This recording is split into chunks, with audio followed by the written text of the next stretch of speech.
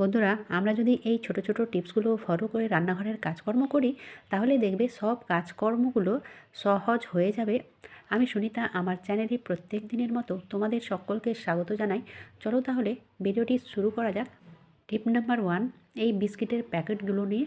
কারণ এই মানে সুন্দর সুন্দর প্যাকেটগুলো আমরা কাজে লাগিয়ে নিতে পারি। আর এটা কী কাজে আসবে, এই দেখো বন্ধুরা, আমি মোটামুটি 6 থেকে 7 আঙুল মতো কাট করেছি। কাট করার পরে এটা কী কাজে আসবে, তো এরকম ধরনের আমাদের কৌটোর মধ্যে খাবার দাবার থাকে বা মাল মশলা থাকে, যেগুলো নরম হয়ে যায় কিংবা পিঁপড়া পোকামাকড় ঢুকে যায়। তো আমরা যদি এইরকমভাবে প্যাকেটগুলোকে সেট করে দিই, তারপরে ঢাকনাটাকে লাগাই, তাহলে দেখবে কোনো মতে এগুলো নরম হবে না বা কোনো মতে পোকামাকড়ও ঢুকতে পারবে না।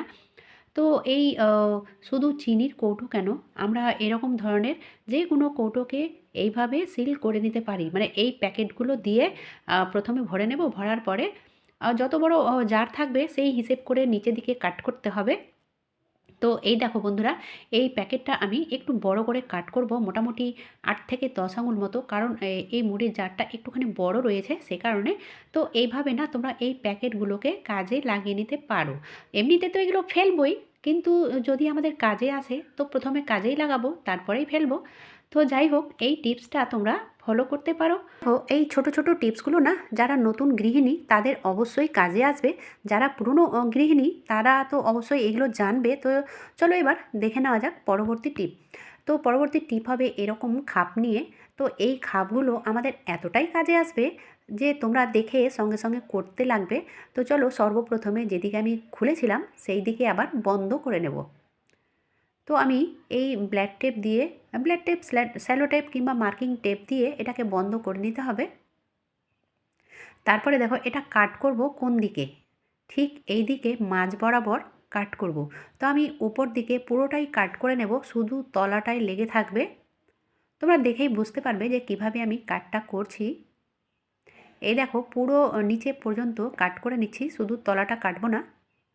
এবারে যেটা করব সেটা হচ্ছে খুব সহজ, এইভাবে উল্টো দিকে মুড়ে নেব, ঠিক এইভাবে উল্টো দিকে মুড়ে নিলাম। মুড়ার পরে যেটা করব সেটা হচ্ছে মানে একটুখানি নিচের দিকে ফাঁক হয়ে থাকে, সে কারণে এটাতে অবশ্যই পিন দিয়ে দিতে হবে। এই দেখো, আর এটা করার জন্য 1 পয়সাও খরচ হবে না বন্ধুরা, সুন্দর একটা জিনিস তৈরি হয়ে যাবে। আমি স্টেপলার দিয়ে মিডিলে এইভাবে স্টেপ করে নিলাম। এবারে চলো সাজানোর পালা। তো এটা নিজের ওপরে ডিপেন্ড করে, যদি তোমরা এইভাবে স্টিকার কিংবা কালারিং পেপার কিংবা যেভাবে সাজাতে চাও কিংবা সুন্দর সুন্দর কাপড়গুলো জড়িয়ে দিতে চাও সেটাও করতে পারো। তো আমার কাছে একটুখানি এই স্টিকার ছিল, তো এগুলোই আমি ওপর থেকে দিয়ে দেবো।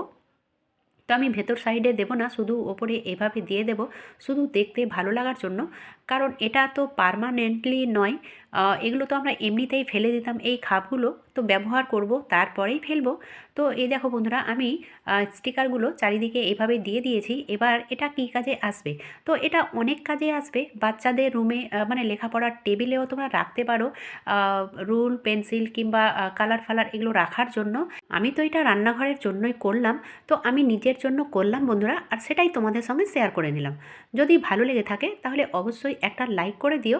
আর এরকম খাপগুলো তো প্রায় প্রত্যেকের ঘরে ঘরেই থাকে, তোমরা ট্রাই করে দেখতে পারো। ভীষণই ভালো একটা টিপ, মানে সুন্দর একটা জিনিস তৈরি হয়ে যাবে। তো এই যে পাউচ প্যাকগুলো এক জায়গায় গোছগাছ হয়ে থাকবে, খোঁজাখুঁজি করতে হবে না, আর দেখতেও ভালো লাগবে।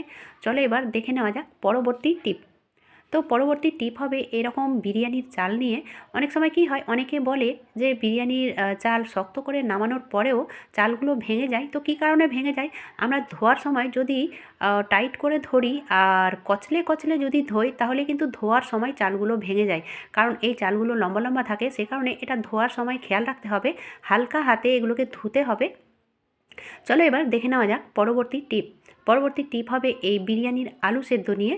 কারণ বিরিয়ানির জন্য যে আলুগুলো আমরা কেটে থাকি সেগুলো কিন্তু বড় সাইজের থাকে, আর এটা সেদ্ধ করার সময় যদি আমরা লবণ না দিই, তাহলে কিন্তু দেখবে যখন এটা তৈরি করব তখন ভেতরে লবণটা ঢোকে না। সে কারণে এটা সেদ্ধ করার সময় অবশ্যই লবণ দিয়ে দেবে বন্ধুরা। চলো এবার দেখে নেওয়া যাক পরবর্তী টিপ। পরবর্তী টিপ হবে বিরিয়ানির মাংস ম্যারিনেট করা নিয়ে। কারণ আমরা যদি ঠিকঠাক পরিমাণে মশলাগুলো না দিই তাহলে কিন্তু এই মাংসতে টেস্ট আসবে না। আর মাংসতে যদি সঠিক টেস্ট না হয় তাহলে কিন্তু বিরিয়ানি ভালো হবে না বন্ধুরা। তো আমার এখানে মাংস মানে নিট মাংস রয়েছে 2 কিলো। তো 2 কিলো মাংসর জন্য আমরা যদি 2 চামচ দই দিই তাহলে কিন্তু এতে টেস্ট হবে না, মানে ভালো হবে না আর কি। তো আমি এখানে 250 গ্রাম দই দিয়েছি। তারপরে দেখো লাল লঙ্কা পাউডার আর স্বাদ মতো লবণ, মানে লবণ যতটা লাগবে সেই হিসেব করে লবণটা দিয়ে দিতে হবে। আর দিয়ে দেব ধনে গুঁড়ো 1 চামচ মতো। তারপরে এতে দিয়ে দেব জিরে গুঁড়ো, সেটাও দিয়ে দেব 1 চামচ মতো।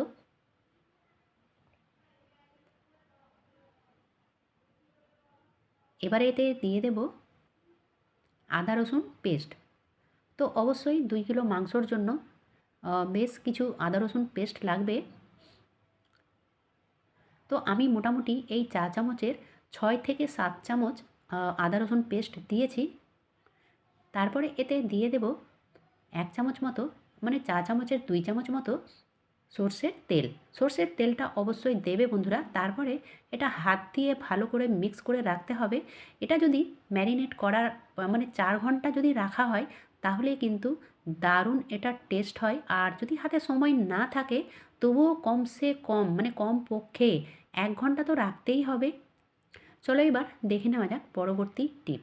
তো পরবর্তী টিপ হবে, এখন যেহেতু মানে শীত শেষ হয়ে গেছে, তো এই যে রুম হিটারগুলো এগুলোকে আমরা তুলে রাখবো। তো তুলে রাখার আগে যেটা করা উচিত, ভালো করে পরিষ্কার করে নিতে হবে। কারণ আমরা যদি এই ময়লা ফয়লা সমেত যদি ক্যারি করে রেখে দিই তাহলে এটা মানে নষ্ট হয়ে যাবার কিংবা জং ধরে নেওয়ার সম্ভাবনা থাকে। সে কারণে অবশ্যই যে কোনো জিনিস রাখার আগে সেটাকে ভালো করে পরিষ্কার করে নিতে হবে। তো আমি শুকনো কাপড় দিয়ে এটাকে মুছে নিয়েছি। যেহেতু কোনো জায়গায় মানে নোংরা টোংরা নাই, শুধু ধুলো ছিল, সে কারণে এবারে যে ওয়্যারটা রয়েছে সেটাকে আমি এইভাবে ভাঁজ করে নিলাম। ভাঁজ করার পরে গার্ডার দিয়ে দিলাম। এবারে দেখো এটা কিভাবে রাখলে যেমন রাখবো তেমনটাই আবার মানে সামনে বছর পেয়ে যাব। এই যে প্লাস্টিক মানে এই রুম হিটারেরই প্লাস্টিকটা ছিল, তো আমি তুলে রেখেছিলাম এই কারণে কি যখন সিজন শেষ হয়ে যাবে তখন এর মধ্যে ক্যারি করে রাখবো সে কারণে।